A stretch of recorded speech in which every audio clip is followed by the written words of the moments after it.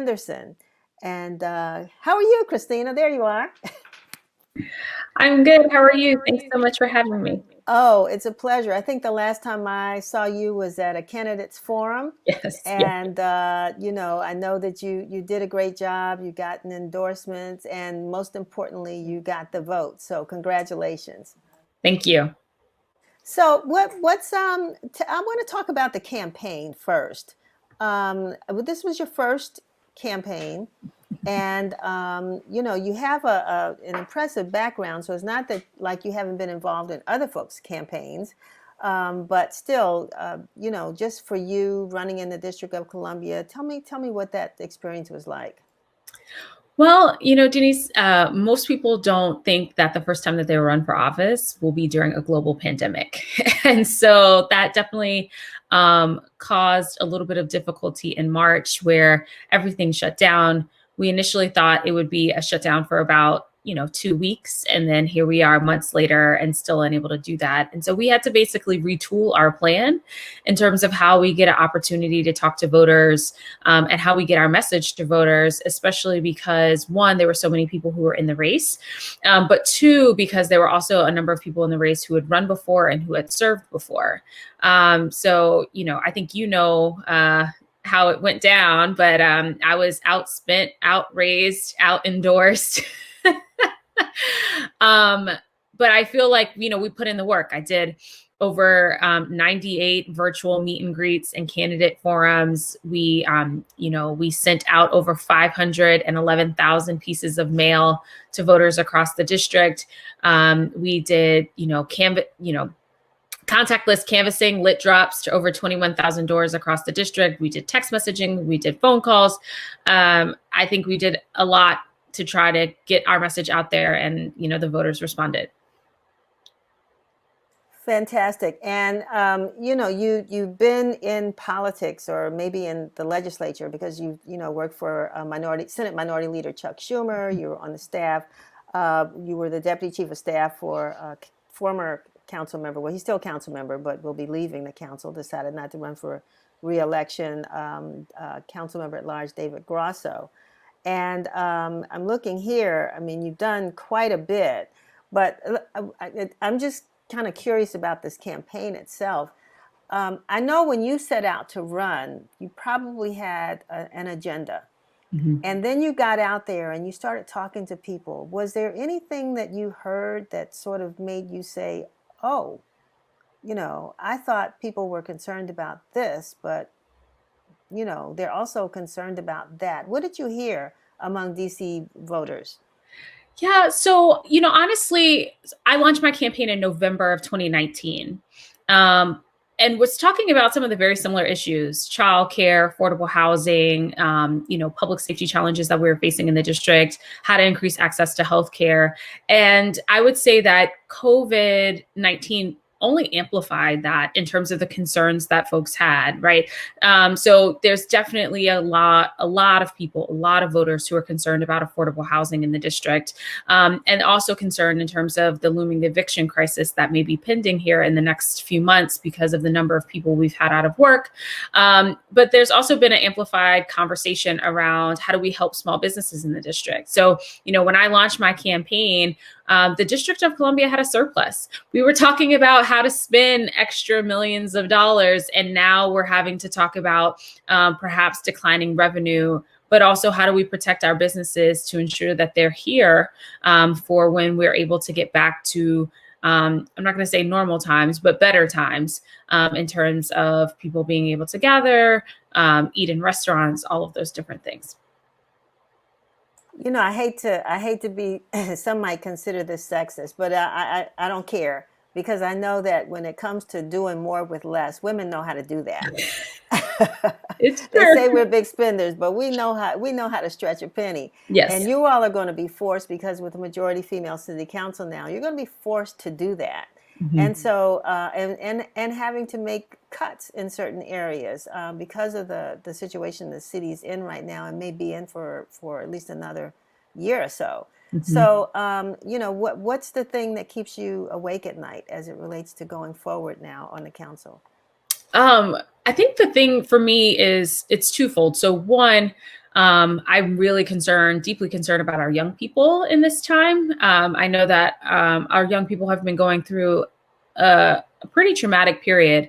For some of our kids, a period of isolation, not having the connectivity of with your classmates and you're with your teachers in a real way, especially for our youngest students who in pre-K3, pre-K4, kindergarten, first grade, who a lot of your learning in those early years is around socialization, but also learning through play.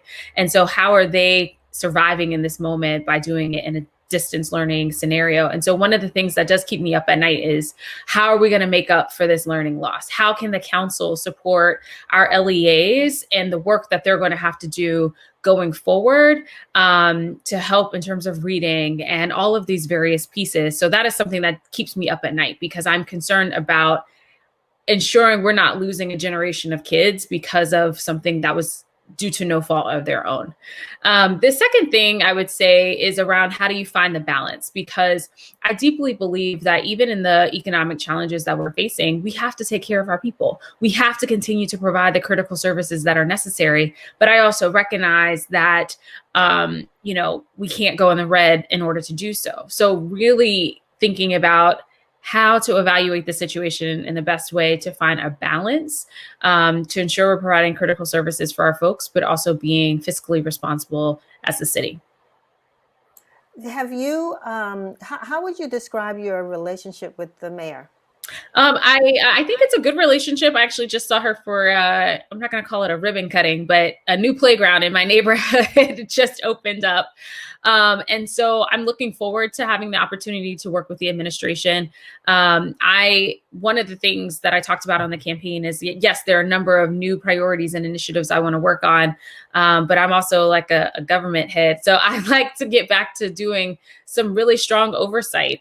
Getting some transparency, accountability, and questions that a lot of voters have been raising, and also feeling like the council has sort of, shirked on its responsibility around oversight. I'm of the belief that oversight doesn't always need to be adversarial. So we can have tough conversations, and I can ask for information on the record, but it doesn't need to be personal, in my opinion. And so that's the style that I want to bring to the council, and that's what I plan to do in the next year. As a freshman, you probably won't get a committee, but when you get one, what would be that committee that you'd want to chair? Oh man. I mean, I think that the natural thing for me would be education, because I was the committee director for that committee for 2 years. So I've had experience in doing that. But I also have interest in health. For me, one of the reasons that I decided to run was honestly around my experience dealing with the healthcare system, and in particular, maternal health with my own pregnancy, and how it is impacting Black and brown women in this city, and not feeling like we had enough council members who were really speaking to this issue in a real way. It was kind of illuminated too when I was on the campaign trail, and I would explain to people, like, we don't have a hospital east of North Capitol Street that has labor and delivery in DC. And when you put it in those terms, people are like, oh, yeah. Half the city, yes, half the city does not have an option for that. And what is that doing to our families, and what is that doing to women in particular? And so I have an interest in health, all of these different things. I'm really excited to get to work. Someone asked, like, oh, are you going to lobby Chairman Mendelson to change his rule? He's pretty steadfast in his rule, or has been since he's been chairman, around freshmen not getting committees. But I want to take that opportunity to, one, sit on as many committees as possible, but really dig in on some of these issues that I deeply care about, from education to healthcare to transportation, housing, and anything in between. I didn't introduce you with your background, but I'll let you do that. I mean, tell folks who just were asleep during the election, or maybe favored another candidate for whatever reason, and they don't know who Christina Henderson is. Who is Christina Henderson? Well, so I'm the daughter of an Army veteran and a retired New York City bus driver. And my parents always instilled in my siblings and I the value of hard work, collective action, and fighting for what you believe in. And that's what I've tried to do for my entire career. I've worked on political campaigns to help get some good people elected to office. I've worked for a couple of school systems, including DC public schools. I've advised and worked with U.S. senators, which, as you mentioned, is what I do in my day job. And for 5 years, I had the pleasure and honor of serving residents in the district, first at DCPS and then for 4 years at the DC Council. So I was Councilmember David Grosso's first legislative director. And then when he became chair of the Committee on Education, I served as the committee director for 2 years before leaving for my current work. So my background is based in policy, but it's also based in service. And that is my lifetime work, my calling and my purpose. And I'm really excited about the opportunity to get back to serving residents of the district. So I don't know if by you not saying it, that you're not a native Washingtonian, because, DC folks are like, well, is she from DC? Are you a native? Because we always start off with that. And I went to DC. Tell us a little bit about that background. Yeah, so I was born in Brooklyn, New York, but my mom joined the military when I was young. So I've moved around quite a bit, a lot of southern states. I went to college in South Carolina. I went to grad school in New Jersey. And I actually think that it's given me a really interesting perspective. But DC is the first place that I got to choose as my home. I met my husband here. We've had our daughter here. We bought our first home here. I live in Petworth in Ward 4, and so DC is my home. So I won't be able to claim a native Washingtonian, but my daughter is a native Washingtonian. And I'm hoping one day that I will be embraced as a DC in. That's a good one. No, I mean, this is still a southern town, and we are still very welcoming to folks. And some people think I'm like a second, third. I'm a first generation Washingtonian. So, it starts somewhere. So welcome to DC. Well, I would say this. Can I just add? I mean, sure. I feel like even when I worked at the council and even before that, one of the things I have loved about DC always is its rich history.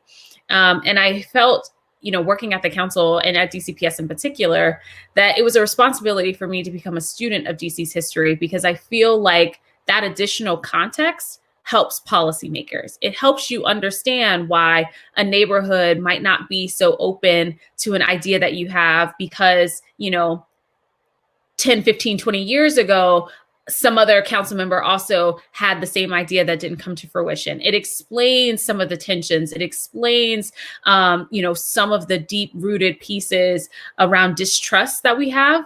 And so I think it's important for any person who is going to do policy in the district, you have to get to know the history. You have to get to know the context, because it makes you better in terms of being able to see the change that you want. Smart. That's all I can say is smart. I think that's great. And it empowers the people in the community if have a sense of their history and what they've come through. Mm-hmm. Really smart.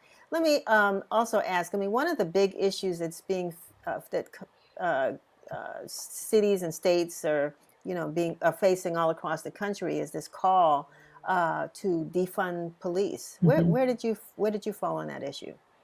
Yeah, so I think that it's important for us as a city to move from an over-reliance on law enforcement to handle some of the challenges that we face in the district. So for me, I feel like over a long period of time, we have put things on the police department that shouldn't be on the police department. For instance, why do we call 911 when someone is having a mental health crisis, as opposed to calling the Department of Behavioral Health, which has a 24/7 crisis response team? A lot of it is around resources. And so I think that we need to think really critically around the values that we say as a city, where we want mental health to be a public health issue. Well, then it shouldn't be resolved in our criminal justice system. I do think that there are a number of reforms that are needed. The council obviously moved very quickly on that bill earlier this year, and I'm sure they'll make that permanent. But I think that there are some other changes that need to be had.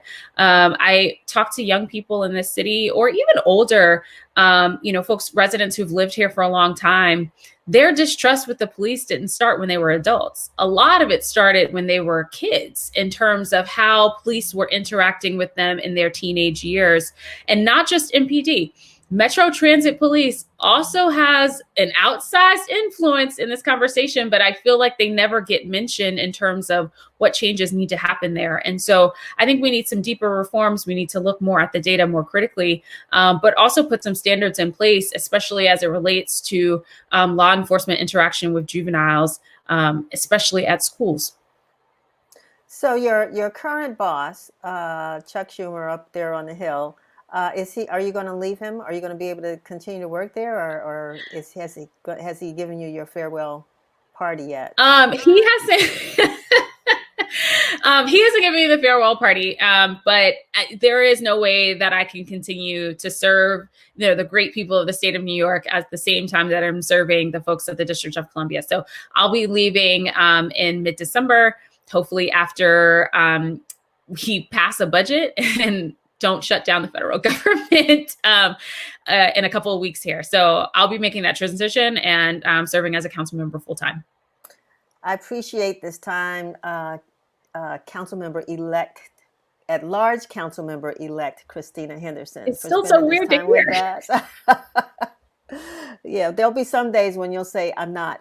But, right now you can claim it and be proud of it. We're proud of you, and look forward to having more conversations with you. You always have a place here at Win TV if there's some issues that you think we need to be addressing. And you just gave me one, which related to that 24-hour hotline. I mean, why don't people call that number? We need to find out why.